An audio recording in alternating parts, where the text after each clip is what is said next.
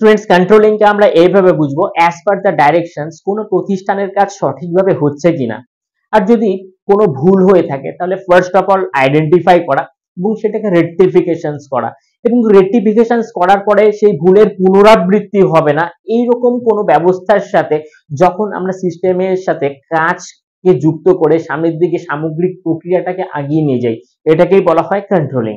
আচ্ছা, কন্ট্রোলিং কে প্যারামেট্রিক স্কেলের মধ্যে কয়েকটা বিভাগের মধ্য দিয়ে আইডেন্টিফাই করা হয়েছে। First of all, target.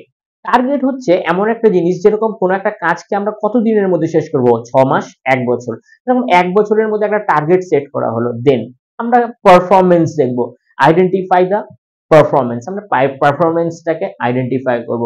দেন আমরা প্যারামেট্রিক্যালি আমরা এটা দেখব মেজারিং করে, মেজারমেন্ট দা পারফরম্যান্স, পারফরম্যান্সটা কিরকম হয়েছে, আগের তুলনায় ভালো নাকি আগের তুলনায় খারাপ।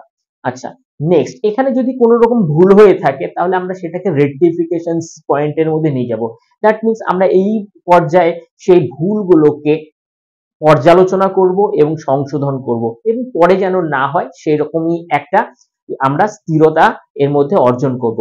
ফাইনালি হচ্ছে আমরা রেসপন্সিবিলিটি নিব। যদি কোনো রকম ভুল হয়ে থাকে, কাজ করতে গেলে ভুল অবশ্যম্ভাবী হবেই, তাহলে সেই সামগ্রিক ভুলের কিন্তু রেসপন্সিবিলিটি সেটা নিতে হবে, মানে অ্যাকসেপ্ট করতে হবে যে এক্স্যাক্টলি আমাদের তরফ থেকে ভুলটা হয়েছে। যখন আমরা রেসপন্সিবিলিটি নেব তাহলে আগামীতে কাজ অনেক বেশি স্মুথ হবে।